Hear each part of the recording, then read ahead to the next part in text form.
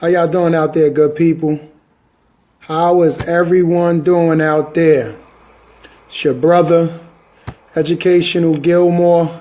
How y'all doing out there, good people? You guys, how is everyone doing out there? It's your brother, Educational Straight here, man.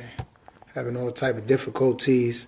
Nonetheless, you guys are tuned in to Real Talk with Coach Wu, moving our community forward, part 45. Let's get right into the program, people.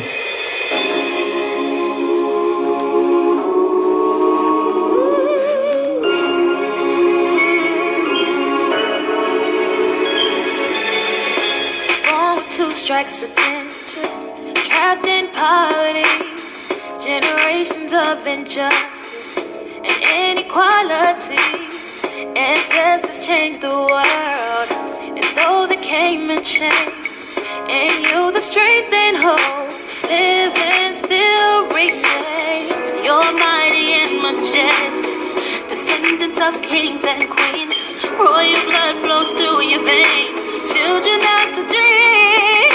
So hold your head up high, hold your head up high, reaching for the sky.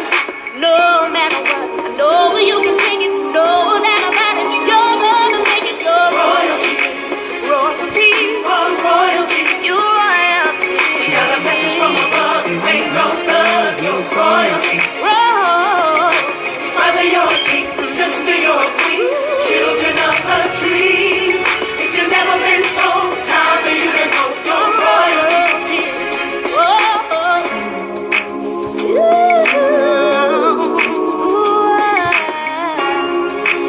That you're royalty, yeah.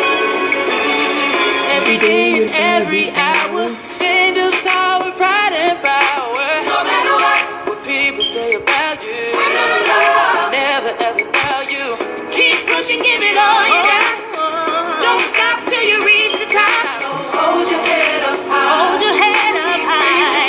Keep reaching, no matter what, know you can take it, know that about it, you're gonna make it.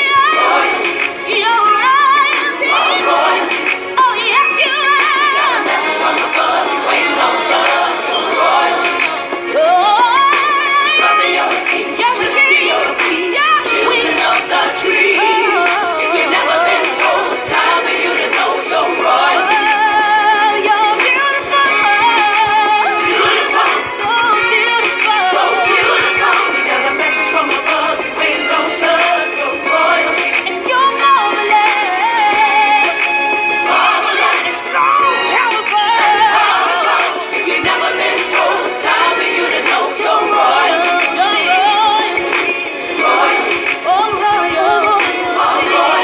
We got a message for you. We got a message from above. You ain't no thug. No royalty. My brother. People, bear with me here, people. Trying to get this thing rolling. If you've never been told, time for you to know your royalty. Kiko to I, here for you and I. Got this message, I'm spreading the most high. Head high, I shine like my father's smile. Down upon my kings and queens of all time. Blessings, man of color, original king ruler. Slave that made it way metaphorically. King Kunta, eyes on fire, Okay, my pride won't I got it. hide in my right Let's go. eyes if I stand on mine. Let's go, people.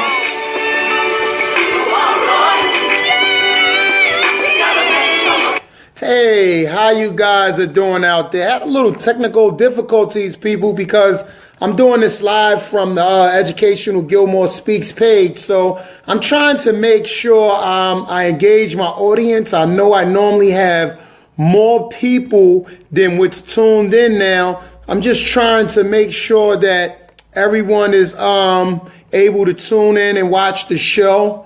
So just give me a little time here, people, just to get everything situated. And I think I'm still having problems. Goodness gracious, people, help me out. Bear with me here. I'm just trying to get this thing going on, and it's not, for some reason, it's not letting me share it on my main page. That's what I'm trying to do.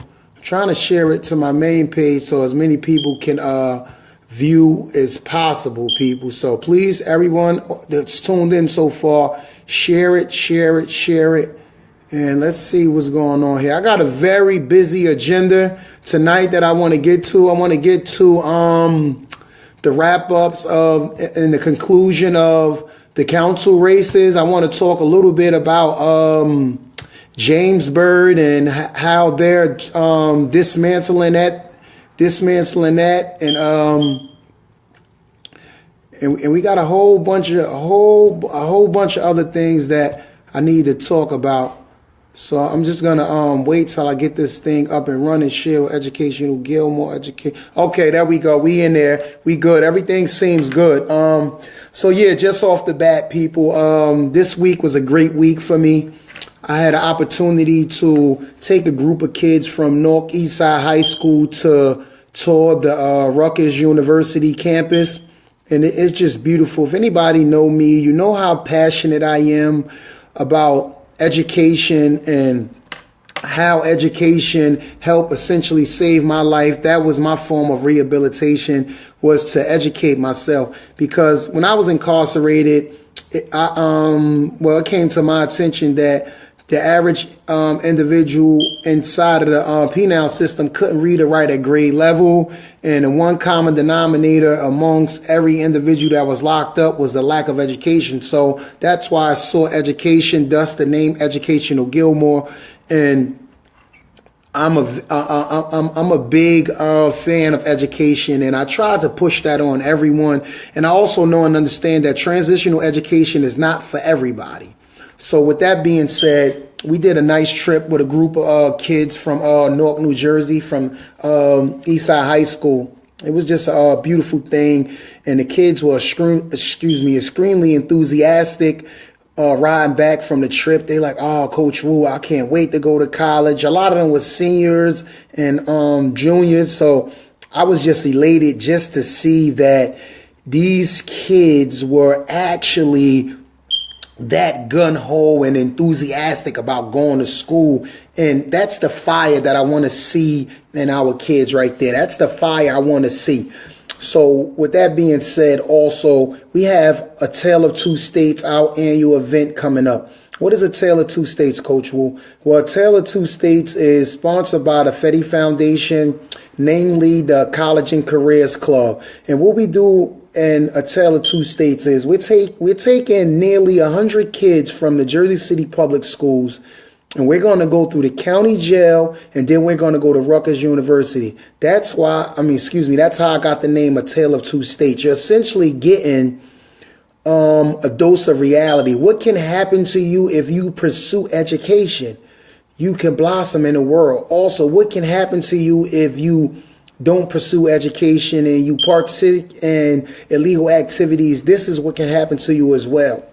So the kids essentially get a reality check, and they get a snippet on what they can become in life, what they can do. They see people that look like them, that represent them, that come from where they come from. So that's just a beautiful thing. I don't know if I could get any comments here on this page because I don't see any comments coming in, but not a big deal. We just go right through it. And it's just this is an experience. So, I mean, if it doesn't work out how we want it to work out and the ratings drop and the views go down or whatever, we're figure out a way to reconfigure and revisit this whole thing. Like I said, this is my first time going live actually from the fan page. I'm trying to get everyone to follow the fan page, Educational Gilmore Speaks LLC.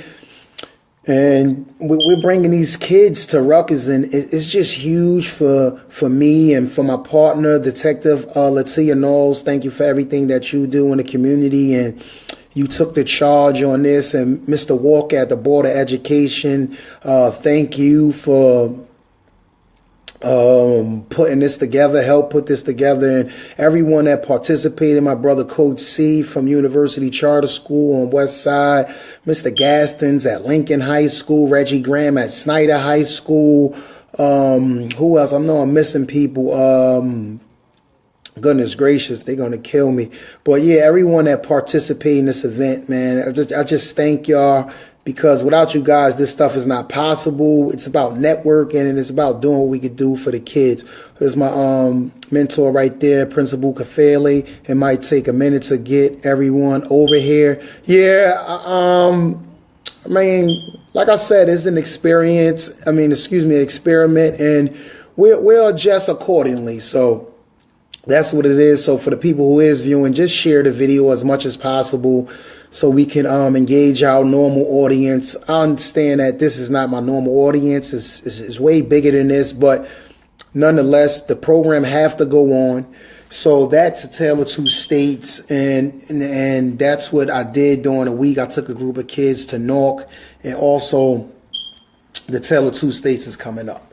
All right, people. So should I get into the numbers, or man, should I get into I don't know if I should get into these numbers from these ward races, C, B, A, and E, or jump into, all right, that's what I'll do. I'll break it down. I'll do half of these segments talking about the ban on smoking in public housing, and I'll do half of the segment on Jamesburg closing down. And I think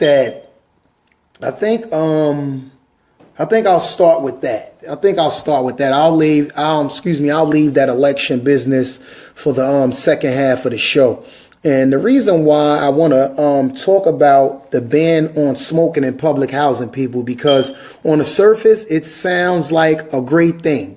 And in case you were under a rock or you live in a cave in Salt Lake City, Utah, here's the article here. Public housing developments across the United States move to provide a smoke-free environment for residents. The U.S. Housing and Urban Development announced Wednesday, and agencies have 18 months to make sure the $1.2 million affected households are in compliance. So in a nutshell, what they're trying to do, they're essentially trying to ban smoking. That's all forms of smoking, people. Cigarettes, Black and Milds, marijuana, everything. You can no longer smoke within the jurisdiction of public housing. And it's not just outside, it's inside. And that's the thing that's really, it's perplexing and it's confusing to me. And it seems to me, people, like I said, on the surface, when I first looked at it, I said, wow, this is a great thing.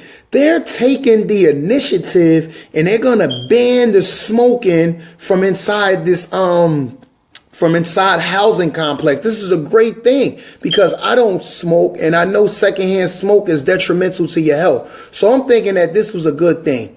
And then I had a chance to read the article, read it again, ask some questions, and think about what will be the ramifications behind this. And now I'm not on that bandwagon of that ban for one reason. Well, for several reasons, but the main reason is this is essentially going to give the police probable cause to essentially encounter any of my brothers who's standing out in the housing complex or who's in the area, because the law stipulates that you can't smoke within 25 feet of public housing. That's a violation. And I also want to look deep into this because is this violation, is it worthy of getting someone removed from housing? That's another thing that we have to look at. This violation of smoking within the public housing jurisdiction. I'm telling you, people, this have disaster written all over it, people.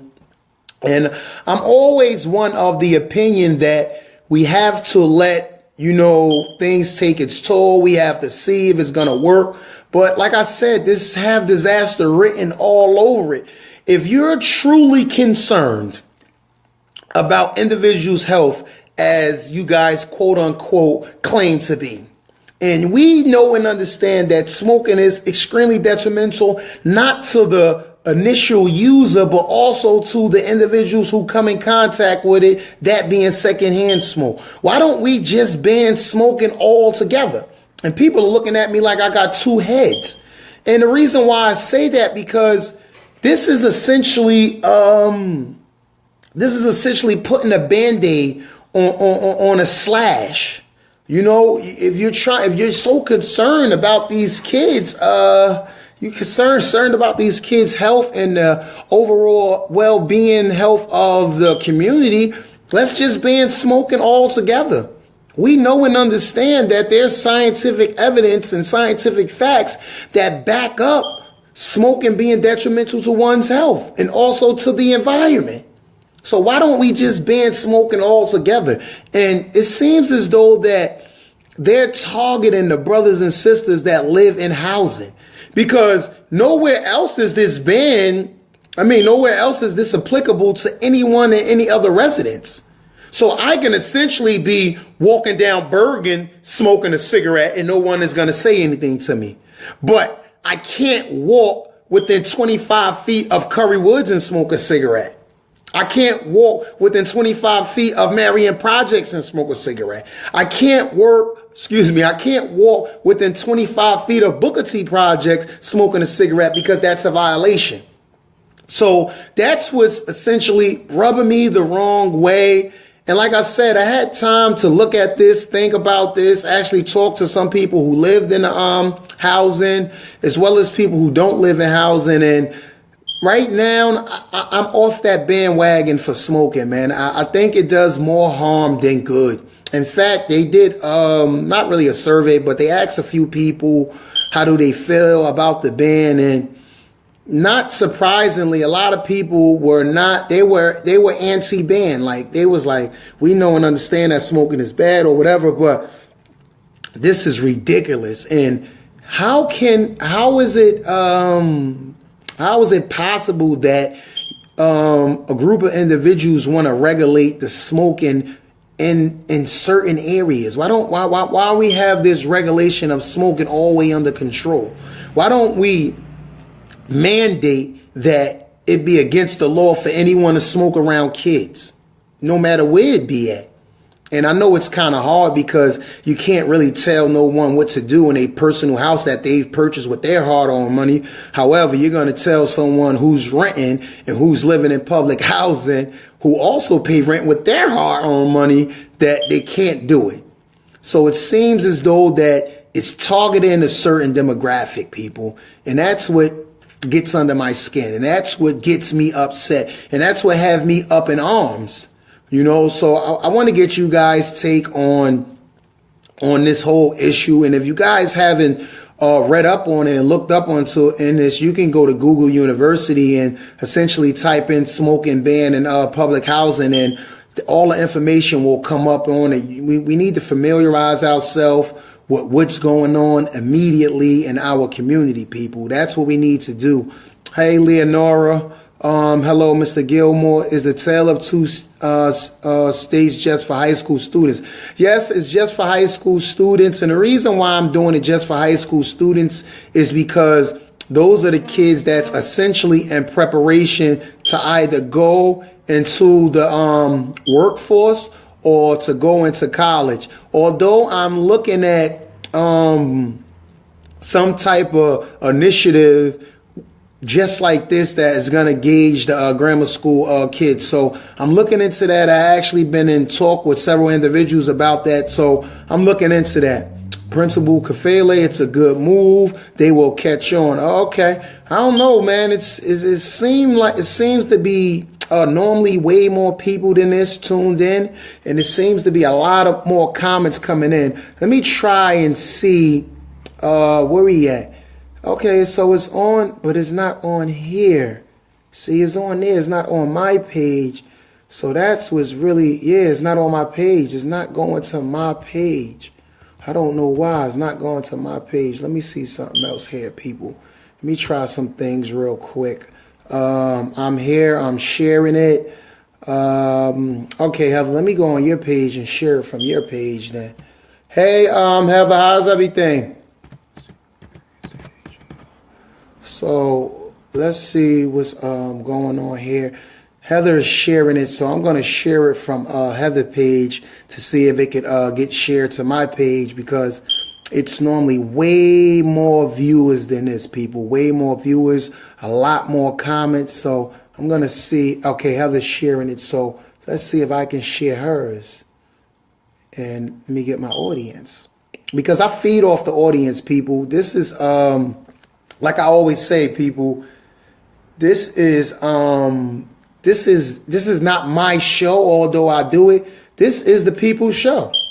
This is the people's show, and the people, it's for the people, y'all. It's simple as that. It's for the, okay, there we go. I think I might have solved something. Let's go, people. Okay, I did it. So hopefully my audience will tune in and catch up with me. Heather, thank you so much for helping me out and sharing this. So let's get right into it. Yes. So just a quick recap for those guys that's catching up. We're talking about the smoking ban in public housing. And I was saying at first it was a good idea. I was all on a bandwagon thinking that it would be great if we do it. Now I'm one of the opinion that it seems as though it's a targeting mechanism to target individuals that live in housing. So I'm not for it. And if you guys want to look up this thing, just go and Google it. Ban on smoking in public housing, and you will see right there that article, and you can read that article, people, because this stuff is serious, people. This stuff is serious. It's serious business what's going on, people. And I try to just make sure all my people are informed with regards to what's going on out here, people. I want everyone to be informed, and I want you guys to know what's going on. Okay, let me get this here. Let me log in here. So, yeah, people, that's what they're doing, man. And when I say that it seems as though it's targeting someone, the reason why I say that because I know and understand that eventually, what police is going to be doing, what they're going to be doing, they're going to be using that as a way of getting in, of a way of messing with my brothers and my sisters as well. So I know people, I'm telling you, you heard it first. The Educational Gilmore is saying that this is going to be a way that minorities get targeted. I can almost guarantee you that.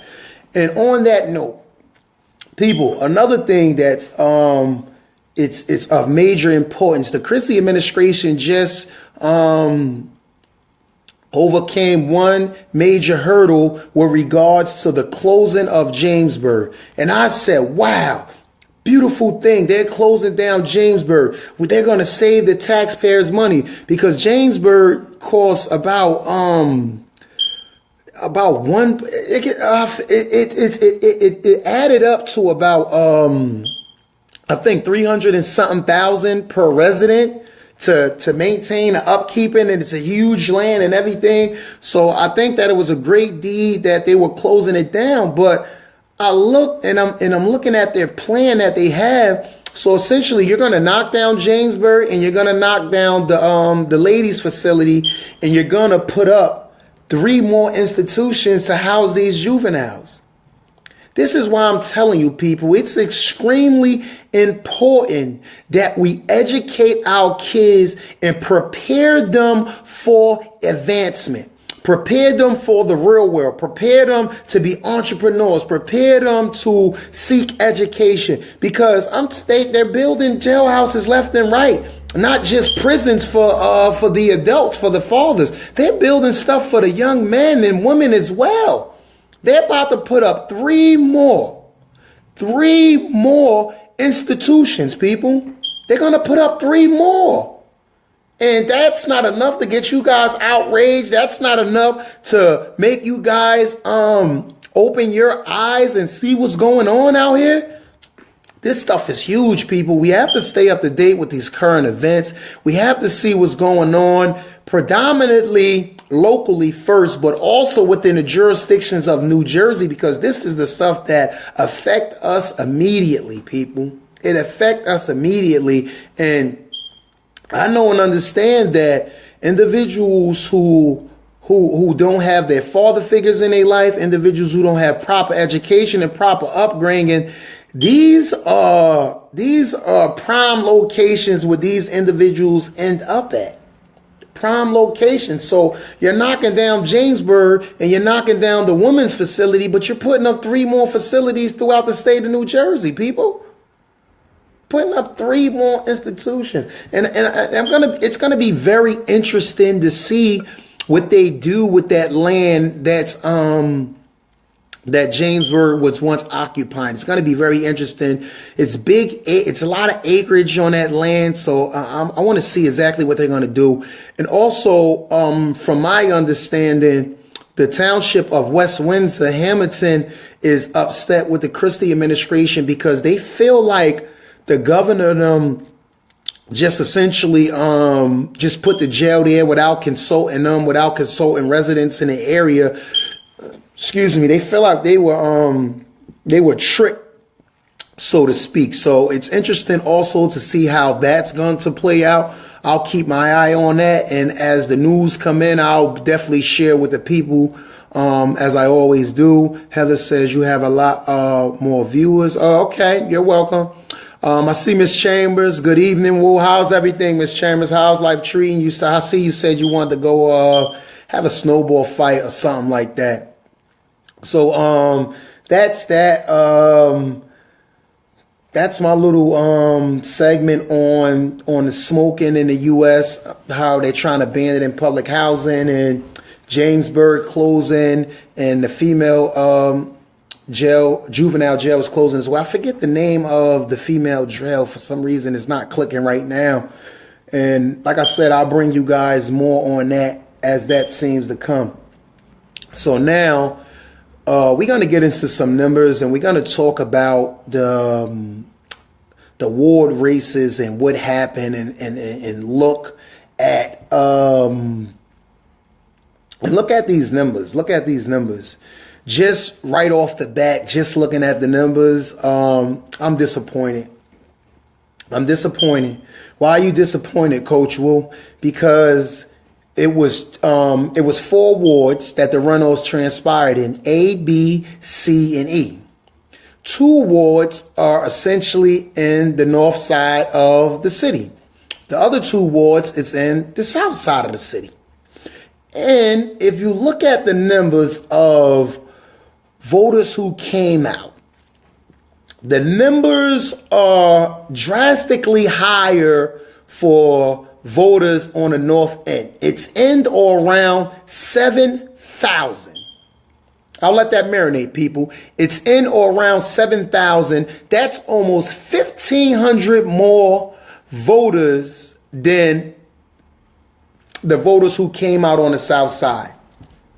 And this is why we see when Hudson County have 17 murders, that 15 of those murders occurred in Jersey City on the south side of the city.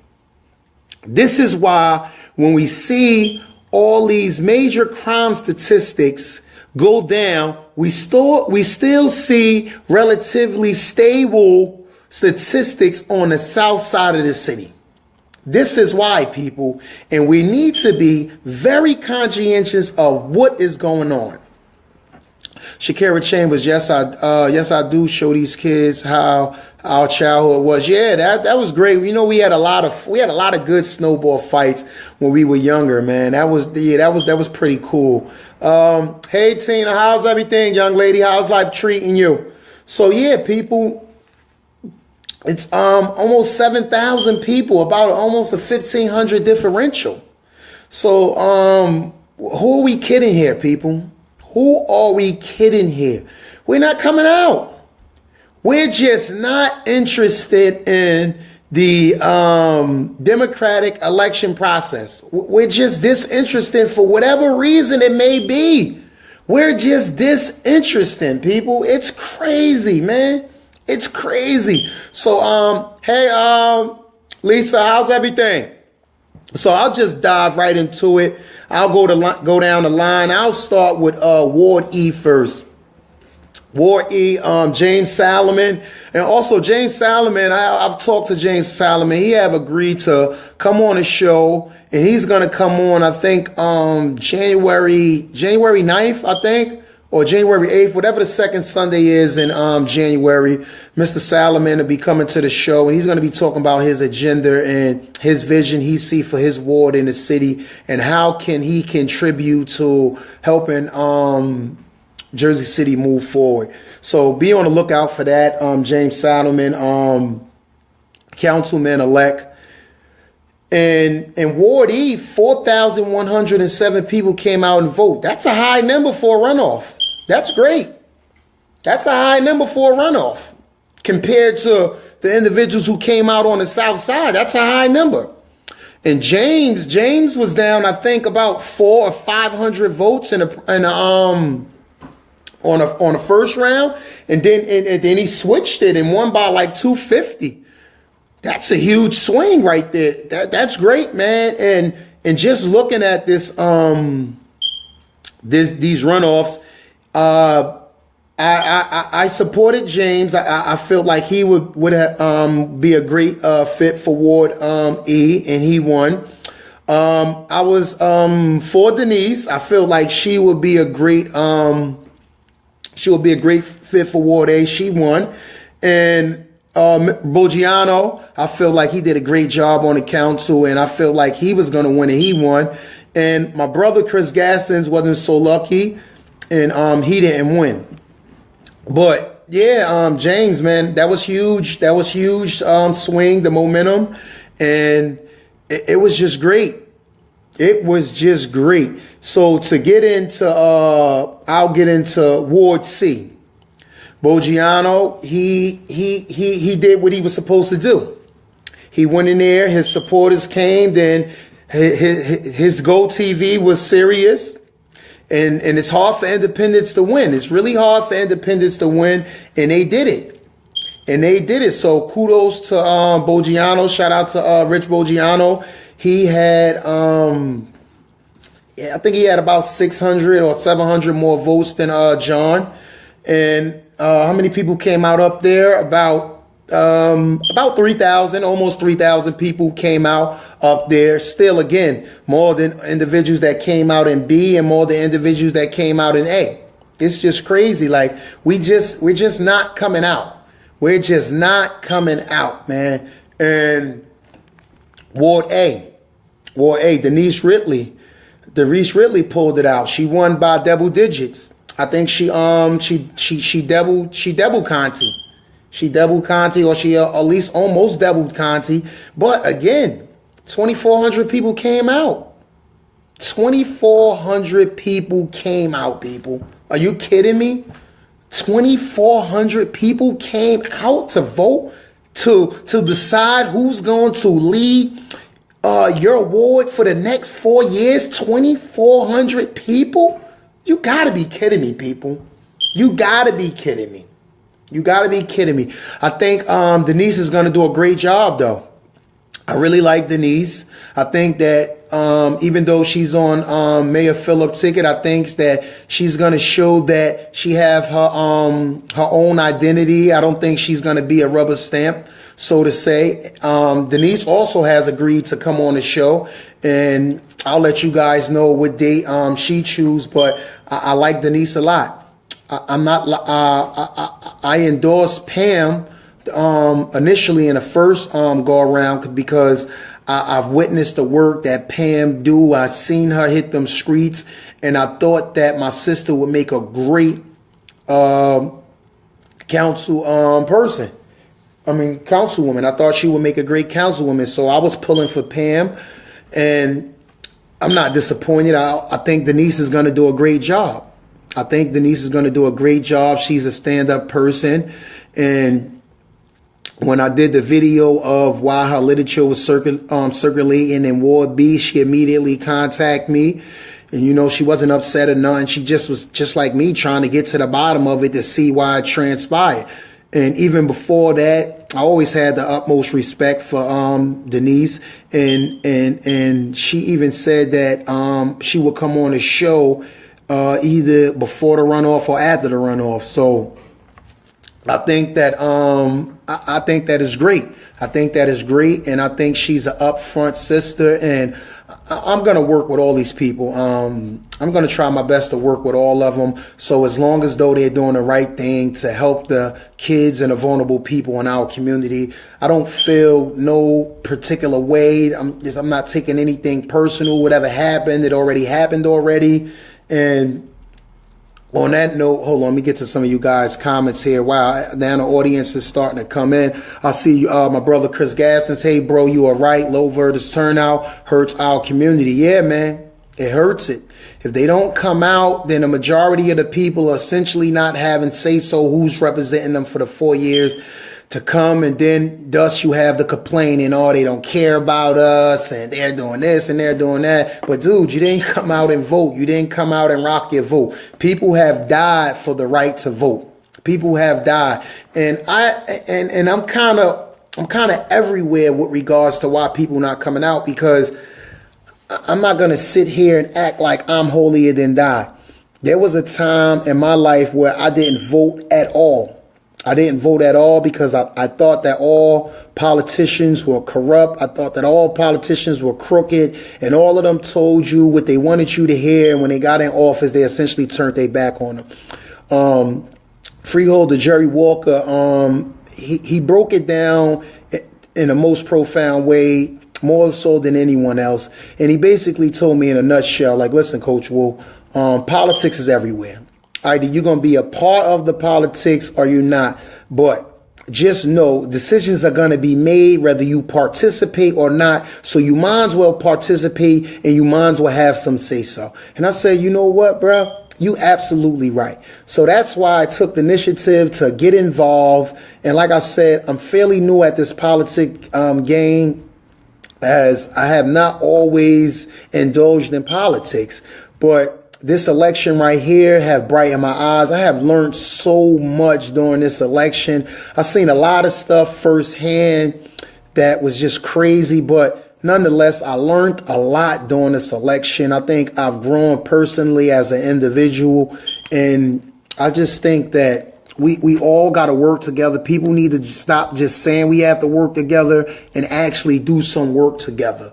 Lisa says elections lately tend to be decided by those who don't vote Sally, not those who do. And that's horrible. That is horrible. How in the hell people who don't vote is deciding the elections? That's crazy. People, we got to get it together, people. We got to get it together. I'm not going to lose hope. Like I said, I'm upset and I'm angry, but I'm not losing out on hope. I'm not losing out on my brothers and sisters. We're going to work this thing out, people. We are going to work this thing out. Has everyone done an analysis of those who voted on the general election day versus the runoff to see if the same people voted? I don't know if they did that analysis, but the numbers, it was a low voter turnout on the South Side completely in the beginning.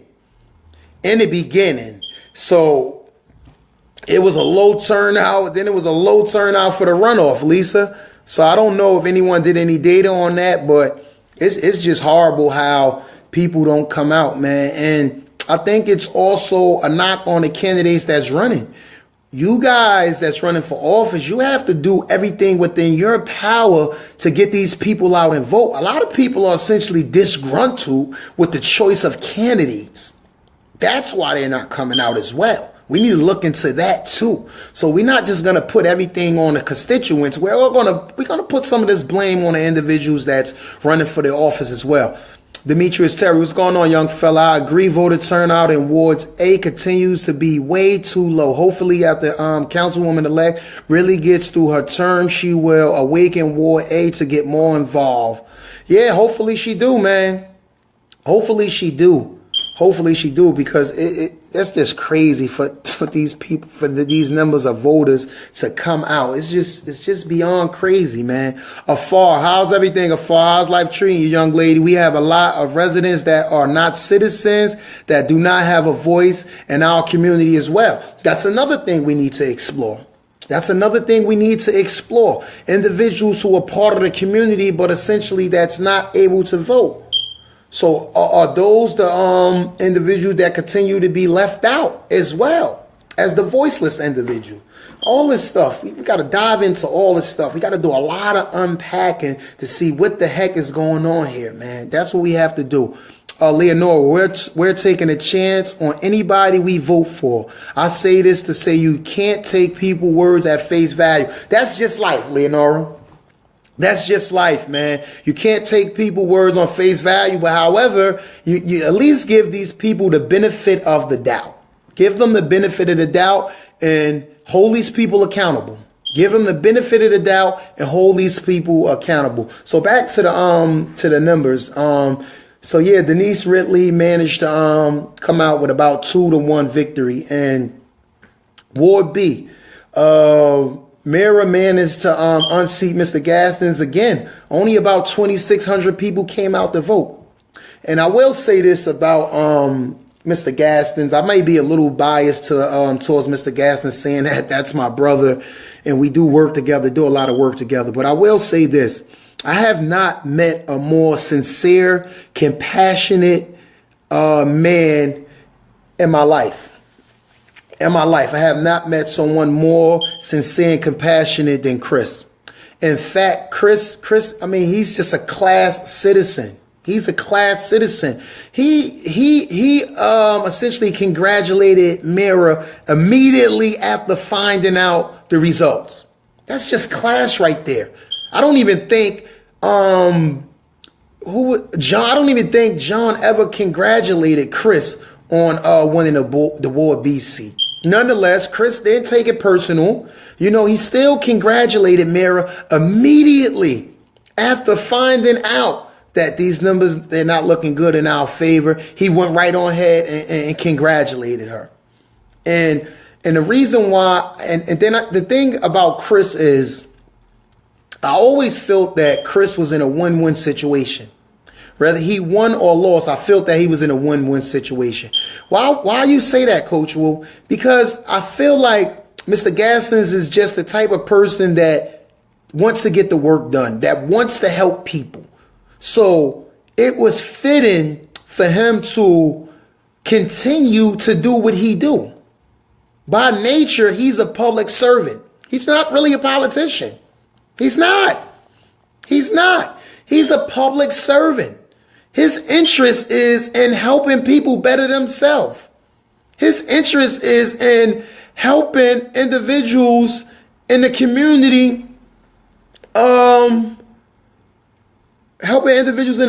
get their lives and get their acts together. So again, man, he's just a class act.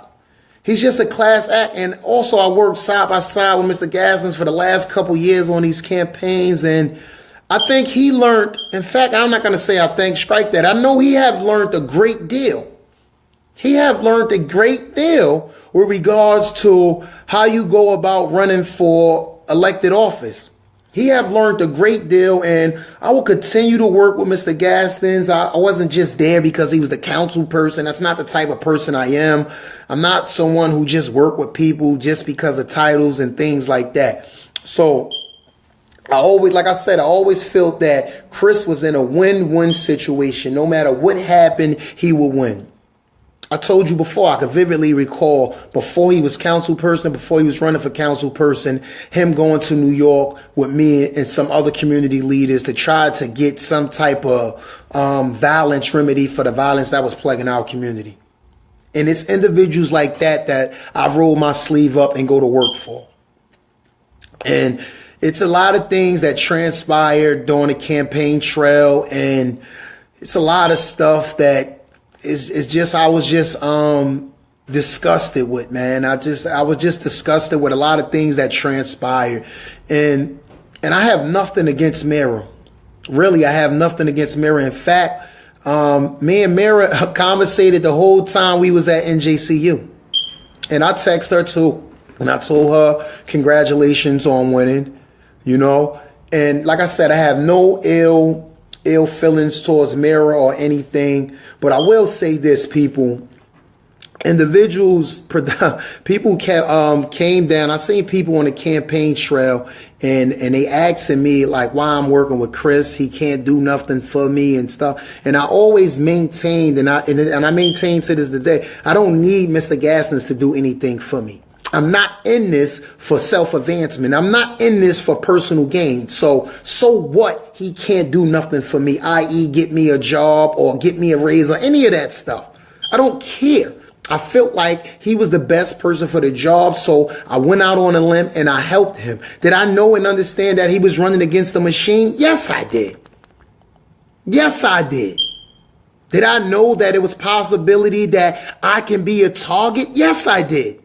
Yes, I did. But I did it because of the type of individual he is and the type of character he have. Now, I was seeing people on a campaign trail, and I'm asking them, why are you working with this person? Why are you working with this person? And their only response was because, oh, I think they'll be able to get me X, Y, and Z. So you can care less about if this person is the right or wrong person for the job. So as long as though you get something, forget about everybody else. But these are the same individuals that's hollering, the black community need to stick together. We need to do more for the kids. We need to come together. And you the same people that's taking handouts for self-advancement. You're the same exact damn people. The same people, y'all. The same people. And this is what pisses me off. This is what pisses me off. But you know what, people? You know what? You know what? You're going to get exposed. You're going to get exposed. You are going to get exposed. And then another thing, even though Mr. Gaston's lost, I'm confident and I'm content and I feel good about myself. I can sleep at night. I can sleep at night. I ain't got to worry about, oh man, I made the wrong choice. I should have done this, and maybe I could have got a better job, or maybe I could have moved up, or maybe I could have got a raise. No, because that's not what the type of individual character that I have. Excuse me, that's not the type of individual character that I have. I have at one point had nothing in my life to a point where I had anything I wanted. And right now, I'm happily struggling. The reason why I'm saying I'm struggling is because I live paycheck to paycheck. You know, I really don't have that much money to spare, but I have never been this happy in my life that I can essentially change the lives of young men in my community. So I'm happy at that. Do I make the money that I want to make? No, but I'm happy as hell that I can change someone's life, that a child could text me 2:00 in the morning and thank me for intervening in their life. I'm happy about that. I'm happy when my son could look at me and say, Dad, everybody knows you. They know Coach Wu because you helped somebody out in their family. I'm happy about that. I'm happy about that. And I know and understand that I'm confident and content with who I am as an individual. I don't have to seek gratification for individuals to solidify who I am. I don't have to do that, people. So at night, I can sleep comfortably. Today, all day, you guys see I'm in a new center. Everything is pretty much almost done here. I got the computer station up. Probably towards the end, I'll do a brief tour. I got the computer station up. The office is up in the back. The desks and the chairs is going to be put up tonight if I'm able to stay out a little later. But I'm just happy. And I'm still working paycheck to paycheck. Someone told me, they said, Woo, you're out your mind. Why in the hell you took money you had for a down payment on a house and opened up a community center? Or why are you worrying about helping kids in your community when you're not stable at yourself? And my response is simple. I'm not going to sit back and wait while kids out here lose their lives. I'm not going to do it.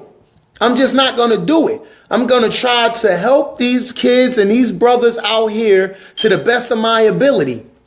That's what I'm going to do. And that's what type of individual I am. And it's not to say that I've been like this all my life. It comes from learning. It comes from trials and tribulations. It comes from going through things. So that's why I say this election, this campaign trail, when I was with my brother, Mr. Gasness, I've learned a great deal. And thanks to him, I learned a lot from him to be composed, like the composure that this man have. It's like, it's second to none, man. It's world-class composure. Mr. Gasness, I want to be just like you, brother. We are going to build like we never did before. Revolution, absolutely, man. Revolution, afar, exactly.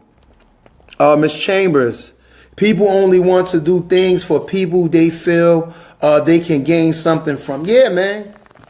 Yeah, and then you want to go and talk bad about them, calling them a sellout when they don't hold their end of the bargain up, or when you don't get what you think you should get. I ain't in the business of that, man. I have always valued loyalty. Even when I was in the streets, I've always valued loyalty. And I will always continue to value loyalty. Miss Birch, how you doing? Miss Birch Gilmore, as you should be. We need more men like you to step up to the plate. Speaking of a plate, I'm hungry, young lady. Need to come and get some. I got about 10 more minutes of the show.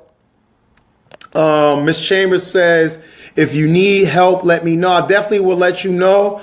I'm going to get with everybody in the community, and I want everybody to be a part of this. I don't want this just to be for me. I want it to be for everybody. That's why it's Educational Gilmore Community Learning Center. I was very conscientious with regards to making sure that the community was included. I was very conscientious and making sure that something with education was connected to it. Thus, Educational Gilmore Community Learning Center. And when I did the trip in Rutgers, I was talking to people and it was like, wow, that's great. That's a great idea, man. It was like, I don't think there's any program like that. He's like, most people do it. They have nonprofits and stuff like that. He's like, this is like state of the art, man. So I wish you the best of luck. And my Rutgers community have always been supportive of me and my vision, and Mr. Roten, all of them. So I thank all of my people at Rutgers, man. Principal Kafele, brother, you are teaching a word tonight. Hashtag BAM. Yes, sir. Thank you very much. It always means a lot when it comes from you, Principal Kafele, someone of your magnitude, man. And also, we got to get together, man. We got to create this curriculum for our young men. We got to do it, man. We got to do it. We have to do it, people. So, yeah, man, there you have it. That's what we doing. That's what's been up. It's been a real busy week. And also, like I said, James Solomon have agreed to come the second week of January. Denise have agreed to come. Mayor Phillip have also agreed to come on the show. So we'll get all that stuff in line, in order. And as always, I know my brother Chris, Chris pop up when he want to pop up. I know there's going to be plenty more shows where Chris come to the show. So that's that. I also reach out to Rich Bergiano about coming on, Michael Young about coming on, and I want to make sure that everyone have a chance to use this platform. And this is the way I use this social media platform. And so many of my brothers, they're lost. They got this stupid North versus Jersey City beef going on with this. Like, this is what this type of platform is for you to use it in a positive way. Don't let the social media use you. You use it. So that's what you got to do. And I also see my other brother right there, Dude Tap, what's going on? My big brother NC. I'm just so happy with myself, with the people I surrounded myself around, because not only am I holding myself accountable, those brothers are going to hold me accountable. They're going to pull me together if I'm doing something I ain't supposed to be doing. Duquan, Rashid, Chris, Marquise, the Royal Man Foundation, Principal Kafele, Coach C, the brothers in Blessed, John, like those brothers are going to hold me accountable. So that's why I want to surround myself around these brothers, man. That's why I want to surround myself around these brothers, man. And I'm telling you, people, we're going to form an alliance like never seen before. We're going to form an alliance like never seen before. And also what I think, I'm not going to think, I'm not saying what I'm going to think. I'm going to start doing more research on history with regards to the civil rights era and how Martin Luther King and all the great leaders came together and had those cohesive movements, man, because that needs to be duplicated, man. That needs to be duplicated right here. And I'm fortunate to have a network outside of Jersey City as I work in Newark and New Brunswick and Patterson and other jurisdictions in New Jersey. So it's just the more the merrier. Great minds just coming together, man, and it's just a force to be reckoned with. It's just simple as that, people. Simple as that. How much time we have here? Oh, we have about 5 minutes left, man. Chris Gasson, bro, you're an asset to all of our lives. Iron sharpen iron. Yes, sir. Iron sharpen iron. There's my boy right there. He's overseas. Congratulations, Chris, man, Chris Miller, on everything that you're doing overseas, man. There's a young brother right there living out his dream, playing basketball overseas, man. That's just great, Chris, man. I can't wait till you come back, man. You know we need you in the summer. We lost this year without you, man. But continue to build your brand and continue to do what you do, man. Salute to you. My hat's off to that young fella right there, man. He's living out his dream, playing ball.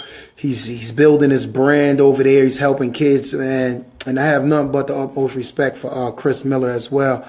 Miss Bird's facts. I see my brother Stephen Campos. Nothing but the utmost respect for Steve too, man. Steve, one of them Colombian brothers, man. Steve roll his sleeve up. Steve don't take no for answers. I don't care who it is. I went to several places with Steve. Steve don't take no for an answer, man. Steve be coming up with some stuff sometimes in meetings. I'll be like, Steve, they ain't gonna go for that. Steve be like, I don't care, I'm bringing it up. Steve want to dismantle the whole criminal justice system. He don't want nobody to be locked up. That's my boy Stephen Campos right there, man. Shout out to Steve, man. Another person that roll his sleeves up and go right to work. And those are the individuals that I like to be around, man. Yes, Far Chris says preach. Give us a tour. Miss Bird say give us a tour. All right, so there's the conclusion of the show. So I'll do a little tour. Excuse the it's not really that clean because like I said, we're still in the process of putting everything together. So I'll give you guys a brief tour of what's going on. Let me flip this right over here. Okay, that's the wall. You see the wall? The walls are done. People, I painted this myself, people. I painted all of this. I painted all this myself. We have flat screen TV in the front because there's a lot of stuff on YouTube. Principal Kafele, I'll be showing your videos to individuals that come here for classes and they come to mentoring sessions. This is just a bunch of tables and chairs. Of course, we have a bookshelf here. We even got a video game right there. Not a video game, foosball, whatever that junk is. I forgot that game. That's the little station that I was sitting there. It's going to be desks going all the way across here, and the chairs are right there. I'm actually beginning to put the tables together. I need a big alley key. I think I left it in the house. This is the those are the tables that's going to go there. This is the computer area, people. Fast shout out to my uncle and them. They did this floor, man. My uncle and them the best. I got to do that area over with the gray ceramic, whatever these tiles are called. And this is the computer area. We have 6 computers in here. We have one, and I think I have 12 computers all together. I'm going to put one in the front for the receptionists that work in the front. That way they have internet access and computer. So this is the computer area. We have computers here, and in the daytime individuals are going to be on here filling out job applications. We're going to have blocks. I'm not just going to let kids come get on a computer and do whatever they want to do. It's going to be stipulations. So yeah, that's the computer room, and back here is where all the magic take place. This is my office here, and as you can see, we have the flat screen TV there. We have the big conference table here. This is where the meetings take place at for parents, teachers, community leaders, and stuff right here. This is where all the meetings take place at.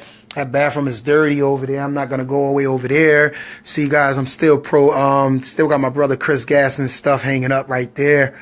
You know, I'm not even throwing that away. I'm keeping that. There's the refrigerator there. I'm trying to keep the waters cool. You know, I like waters. I'm gonna have it filled with just fruit and waters. We have another bookshelf. This is my partner area here. Jerry, he'll be sitting here. We gotta put a window here, and the reason why I'm not covering this up because I want to be able to monitor the kids who's on a computer to make sure that they're doing what they're supposed to be doing, not playing around, not on social media and doing things that they aren't supposed to be doing. And I also want to keep a good view of everything that's going on out there with the kids as well. This is the refrigerator I said there. This is my desk right here. It's a pretty big desk. I got it for a good deal.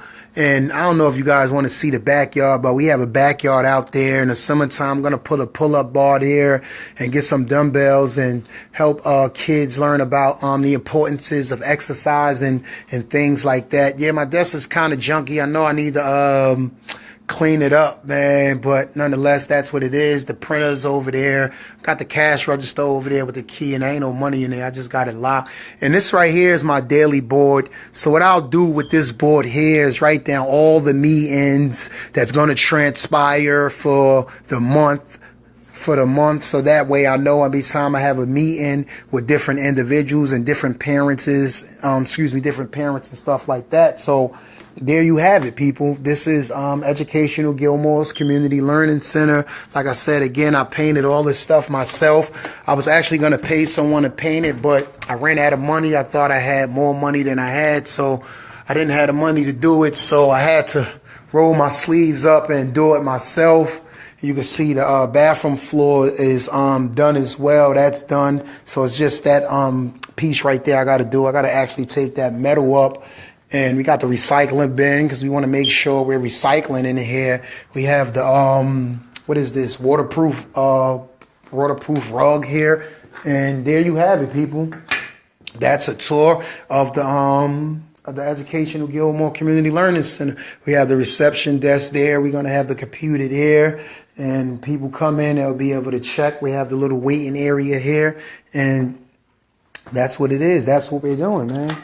That's what we're doing. And if anybody got any innovative things that they want to do, don't hesitate to call me. I'm telling you, when I tell you that this thing is open to the community, that's not an understatement. That's an understatement. We're going to do everything we can do to help our community blossom, man. And I talked to Councilman Jermaine. He said, whatever you need me to do, just let me know. And that's all I needed to hear. So there you have it, people. That's what it is. I thank everyone for tuning in. It seems to be about that time. In fact, I'm 2 minutes over. You know, God, I value you guys' time, and I try not to keep you outside of your time. So thank you, man. Thank you, everybody. Thank you, everybody, for, helping me believe in my own vision. And I just thank everybody for the contribution that they had towards me developing to the individual I am today. So on that note, your brother Educational Gilmore, I'm gone. You guys be great on purpose. Chris, I'll talk to you about that later on. We're going to go. So until next time, people, be great on purpose. Everyone, please share the live. Let's get everybody on the Educational Gilmore Speaks fan page, and let's go. I'm gone.